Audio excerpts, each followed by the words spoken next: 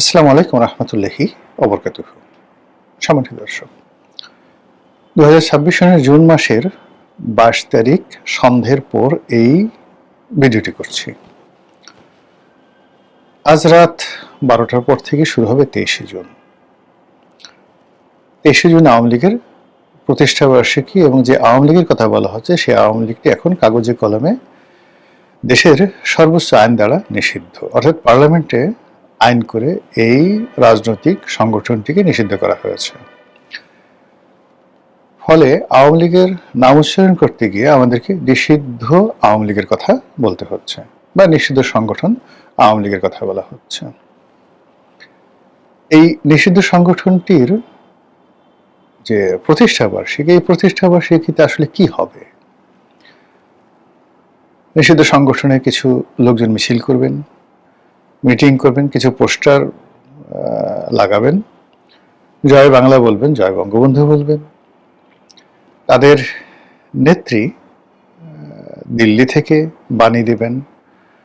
তারপর তিনি হয়তো তার যে সকল নেতাকর্মী রয়েছেন তাদের সঙ্গে কোনো ওয়েব মিটিংয়ে যোগদান করবেন। আর দেশের বাইরে, সেটা কলকাতা হোক, লন্ডন হোক, আমেরিকা হোক, সেখানে হয়তো এই দিবসটিকে উদযাপন করার জন্যে সেখানে তাদের যে বড় সংগঠন রয়েছে সেই সংগঠনগুলো বড় বড় অনুষ্ঠানের আয়োজন করবেন। আর সেই অনুষ্ঠানে অডিও বার্তা দিয়ে বা বক্তব্য দিয়ে শেখ হাসিনা এমন কিছু কথাবার্তা বলবেন যা কিনা আওয়ামী লীগ বিরোধী যারা লোকজন রয়েছেন তাদের গায়ে আগুন লেগে যায়। এই তো, এর বাইরে আসলে কি হতে পারে? ওদিন তো পশ্চিম থেকে চাঁদ উঠবে না, বা পূর্ব দিকের পরিবর্তে পশ্চিম দিকে সূর্য উদিত হবে না। ওই দিন আকাশ থেকে বজ্রপাত পড়বে না, মানে আগামীকাল। এবার ধরুন আমাদের যত গর্তের মধ্যে, বনে জঙ্গলে যে সকল বড় বড় গোকরা সাপ আছে, সেগুলো সব ফনা ধরে গোকরা সাপগুলো গর্ত থেকে বের হয়ে এসে আওয়ামী লীগ বিরোধী যারা শক্তি তাদের সামনে মানে একেবারে ফনা তুলে ফোঁস ফাঁস শব্দ করবে না। আর আওয়ামী লীগের বিরোধী যে সকল লোকজন রয়েছে তাদেরও অন্তত পক্ষে ভয়ে চিত হয়ে পড়বে। নট লাইক দ্যাট, এরকম কোনো কিছু করার কোনো কারণই নেই। আওয়ামী লীগ যারা করেন তারা এখনো মানুষ। এদের মধ্যে কেউ রাক্ষস আছেন, খোক্ষস হয়ে গেছেন, এরকম কোনো নজির এখনো পর্যন্ত দেখা যায়নি। আওয়ামী লীগ করেন যে সমস্ত পুরুষ বা নারী, তাদের মধ্যে কেউ হয়তো ভূত হয়েছেন বা পেতনি হয়ে গেছেন, কেউ জিন হয়েছেন, পরী হয়েছেন, কেউ ইবলিস হয়েছেন, বা কেউ অশরীরী আত্মা হয়েছেন, কেউ মিস্টার ইন্ডিয়া হয়ে গেছেন। মিস্টার ইন্ডিয়া ওই যে একটা বিখ্যাত সিনেমা, যে তাকে দেখা যায় না, ছোঁয়া যায় না, অথচ তিনি সবাইকে দেখেন এবং সব কাজ তিনি করতে পারেন। এসে কাউকে শুশ্রী দিতে পারেন, কারো নাক ধরে টান দিতে পারেন, কারো গালের উপর ফটাফট করে থাপ্পড় দিতে পারেন, কাউকে একটু গুদগুদি দিতে পারেন। আপনার সেই অনিল কাপুরের সেই বিখ্যাত শ্রীদেবী এবং অনিল কাপুরের সেই বিখ্যাত সিনেমা মিস্টার ইন্ডিয়া। তো আওয়ামী লীগের মধ্যে এমন কেউ এখনো পর্যন্ত মিস্টার ইন্ডিয়া হননি, যিনি আপনারই আমারই মাঝে উপস্থিত থেকে অদৃশ্য হয়ে যেতে পারেন এবং সেই অদৃশ্য জায়গা থেকে আমরা রাস্তায় হাসছি, খাচ্ছি, আর আমাদেরকে তারা এসে আচ্ছা মতো চড় দিচ্ছে, সাপ্পড় দিচ্ছে, নাকশা ফাটিয়ে দিচ্ছে, নাকের বদনা ফাটিয়ে দিচ্ছে। এরকম ঘটনা কিন্তু এখনো ঘটছে না। যা কিছু ঘটছে দৃশ্যমান। তারপরেও আমরা কেন আওয়ামী লীগকে ভয় পাচ্ছি? ভয়ের নমুনাগুলোর কথা বলে নিই আপনাকে। পার্লামেন্টে কিছু কিছু সংসদ সদস্য, মানে এখানে আসলে কিছু কিছু হবে না, বাংলাদেশের কতিপয় সংসদ সদস্য যারা সুযোগ পাচ্ছেন ফ্লোরে, এখন যেহেতু পার্লামেন্ট চলমান, সেই পার্লামেন্টে তারা দাঁড়িয়ে বলার চেষ্টা করছেন যে শেখ হাসিনাকে নিয়ে কোনো মাথা ব্যথা নেই। আচ্ছা, শেখ হাসিনাকে নিয়ে যে আপনার যে মাথা ব্যথা নেই, এই প্রশ্ন আপনাকে কে করেছে? আপনার শেখ হাসিনাকে নিয়ে কেন মাথা ব্যথা হবে? আপনারও মাথা ব্যথা হবে আপনার বর্তমান নেতাকে নিয়ে, নেত্রীকে নিয়ে, প্রতিদ্বন্দ্বীকে নিয়ে। শেখ হাসিনা তো এখন দেশের বাইরে আছে, তার নামটা আপনাকে উচ্চারণ করতে কে বলেছে? এখন শেখ হাসিনা যদি বলেন যে আমি বাংলাদেশে চলে এসেছি, এখন আমার নাম যদি কেউ উচ্চারণ করে, কোনো পত্র পত্রিকায় লেখে, তাহলে প্রতিবার একবার করে শেখ হাসিনা বলার জন্য $1 করে দিতে হবে। এই বাংলাদেশে 18 কোটি মানুষের মধ্যে প্রতিদিন শেখ হাসিনা সম্পর্কে যে আলোচনা হচ্ছে, যে কয়বার করে প্রতিটি মানুষ আলোচনা করছে, পত্র পত্রিকা, সংবাদ মাধ্যম, সামাজিক মাধ্যম, যেভাবে শুধু শেখ হাসিনা আলোচনা করছে। শেখ হাসিনা যদি তার নামের উপরে লেভি বসিয়ে দেন, হরমুজ প্রণালীর মতো, যে আমার নাম নিলেই $1 করে দিতে হবে, আর যদি তোমরা সেই $1 না দাও তাহলে কিয়ামতের দিন তোমাদের সকলের উপর দাবি, তোমরা কেউ আমার নাম নিতে পারবে না, যদি নাম নাও $1 আমাকে দিতে হবে, এখন আমাকে ক্যাশ দাও অথবা কারেন্স হিসেবে আমার পক্ষে কাউকে ভিক্ষা দিয়ে দাও। এই কথা যদি শেখ হাসিনা বলেন তাহলে আপনি দেখবেন যে ডেইলি, প্রতিদিন কত কোটি ডলার তার ভাগে দুনিয়া এবং আখেরাতে জমা হয়ে যাবে। শেখ হাসিনা ছাড়া কিচ্ছু চলছে না বাংলাদেশে, না রাজনীতি, না অর্থনীতি, না ইউটিউব, না ফেসবুক, না কোনো কিছু। এই মুহূর্তে সবচেয়ে বেশি ট্রেন্ডিং হচ্ছে, মানে এই নামটা বলার সঙ্গে সঙ্গেই যত আর্টিফিশিয়াল ইন্টেলিজেন্স রয়েছে সবাই উথাল পাথাল শুরু করে দেয়, আরও কি করে এটাকে প্রমোট করা যায়, মানে কত লাইক কমেন্ট দেওয়া যায়, কত মানুষকে এর দ্বারা মোহগ্রস্ত করা যায়। আমার কাছে মনে হচ্ছে পৃথিবীতে এই মুহূর্তে কোনো সিঙ্গেল নাম এইভাবে ট্রেন্ড হচ্ছে না। সেটা মোদি বলেন, ডোনাল্ড ট্রাম্প বলেন, অন্য যে সকল গ্লোবাল লিডার বলেন, বেশি সংখ্যক মানুষের মধ্যে সবচেয়ে বেশি উচ্চারিত হচ্ছে। আপনি এআই টুলসে গিয়ে দেখেন, ফেসবুকে সার্চ দিয়ে দেখেন, মেটাতে দেখেন, ইউটিউবে গিয়ে দেখেন, গুগলে গিয়ে দেখেন, বাইডুতে গিয়ে দেখেন, সেখানে সবচেয়ে এই মুহূর্তে বেশি উচ্চারিত সিঙ্গেল নেম, এটা না মেসি, না রোনালদো, না কাকা, না এমবাপ্পে, না শাকিরা, নাথিং, নোবডি। এখানে শেখ হাসিনার নাম সবচেয়ে বেশিবার আলোচিত হচ্ছে। হোয়াই?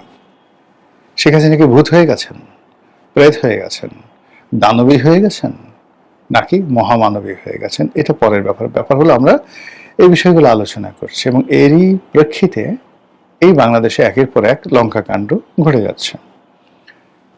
23শে জুন কি হবে আমি তো আগেই বললাম, সকালবেলা সূর্য উঠবে, বিকালবেলা অস্ত যাবে। কিছু কিছু মানুষ মিছিল করার চেষ্টা করবে, তারপর বাংলাদেশের মধ্যে পুলিশ তাদেরকে ধাওয়া দেওয়ার চেষ্টা করবে।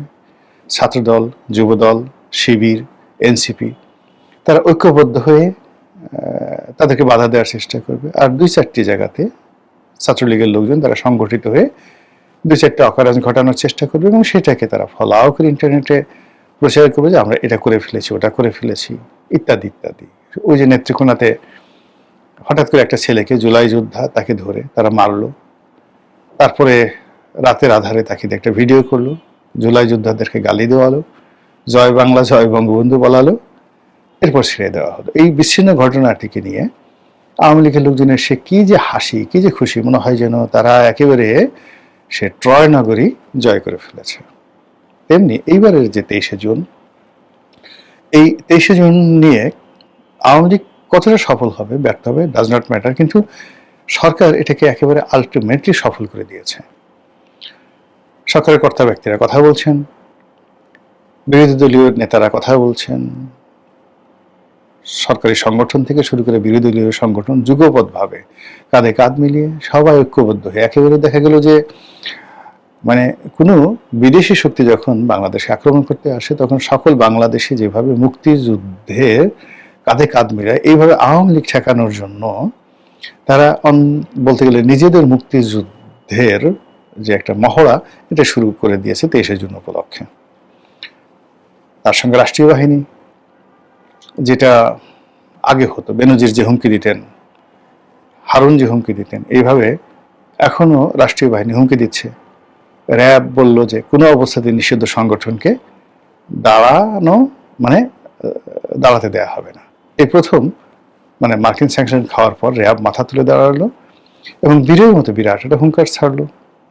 কি হবে না হবে কালকে বড় ব্যাপার, র্যাবের সঙ্গে হয়তো ছাত্রলীগের কারো দেখাই হবে না, কিন্তু র্যাব একটা হুঙ্কার দিয়ে বসলো।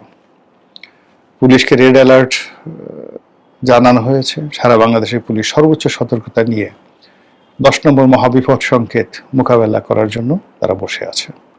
আও আও, আঞ্চলিক ভাষায় বললাম, আসো আসো, এসো এসো প্রিয়, তোমাকে ধরবো। তোমাকে আটকাবো, হ্যান্ডকাপ পরাবো, তোমাকে ঘেরাও করব, তোমার বিরুদ্ধে মামলা দেব, আসো আসো আসো। এরকম একটা অবস্থা নিয়ে তারা বসে আছে, বিশাল আগ্রহ। আর বসে থাকার সঙ্গে সঙ্গে কিন্তু তাদের মধ্যে একেবারে ভয়ভীতি নাই তাও না। ওই যে আগে বললাম ভূত প্রেত জিন পরি এই সমস্ত ভয় তাদের মধ্যে পেয়ে বসেছে, যে আমরা আগে দেখতাম যে ওই লোকটার উপর জিন আসর করেছে, ফলে সাধারণ একজন মানুষ আমরা তার সঙ্গে গন্ডগোল লাগাতে পারতাম না। এখন মনে হচ্ছে যে আওয়ামী লীগের প্রত্যেকটা নেতাকর্মী যারা আছে তাদের উপর জিন আসর করেছে এবং সেই জিনের ভয়ে অনেকেই তটস্থ। থানা পুলিশ র্যাব এগুলোর বাদে যেটা হলো যে 6টা জেলাতে টার্গেট করে 6টা জেলাতে সেনাবাহিনী নামানো হয়েছে।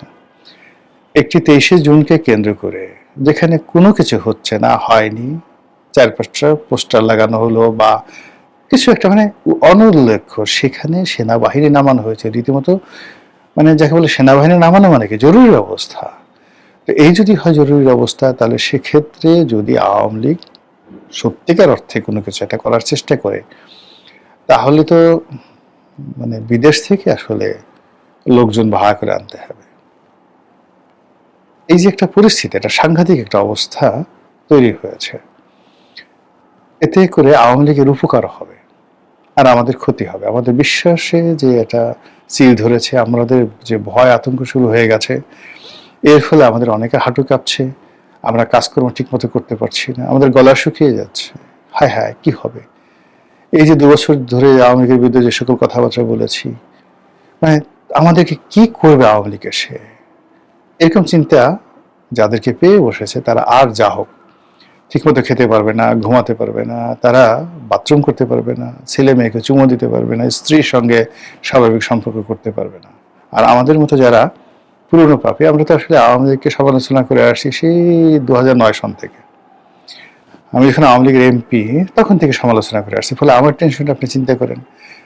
পার্সোনালি আমার আসলে হয়তো অনেকের মতো অতটা ভয় নেই। এটা নির্বুদ্ধিতার কারণ হতে পারে, অন্য যে কোনো কারণ হতে পারে, কিন্তু জেনারেলি ভয় নেই। কিন্তু চারিদিকে এত মানুষ যদি ভয় পায়, এটা একটা ভাইরাসের মতো। আপনি দেখবেন যে হাসি, ভয় এবং কান্না, এই 3টে অনেকটা ভাইরাসের মতো। অনেকগুলো মানুষ কাঁদছে, আপনি সেখানে দাঁড়ান, দেখবেন আপনার কান্না করতে ইচ্ছে করবে। অনেকগুলো মানুষ দৌড়াচ্ছে, আপনি দাঁড়িয়ে থাকতে পারবেন না, আপনি মনে করবেন যে আমি একটু দৌড় দিই। অনেকগুলো মানুষ ভয় পাচ্ছে, আপনিও সেখানে ভয় পেয়ে যাবেন। তো সেই অর্থে আসলে এই যে একটা ভয়ের সংস্কৃতি শুরু হয়েছে আওয়ামী লীগকে নিয়ে, এই ভয়ের পরিণতি আমাদের সবাইকে কোন জায়গাতে নিয়ে যায় সেটাই দেখার বিষয়। এবং 24 তারিখে, জুনের 24 তারিখে আবার একটা ভিডিও করে এই যে ভয়ঙ্কর 23শে জুন আওয়ামী লীগের যে প্রতিষ্ঠা বার্ষিকী, সেটা কি হলো সেগুলো মজা করে আপনাদের কাছে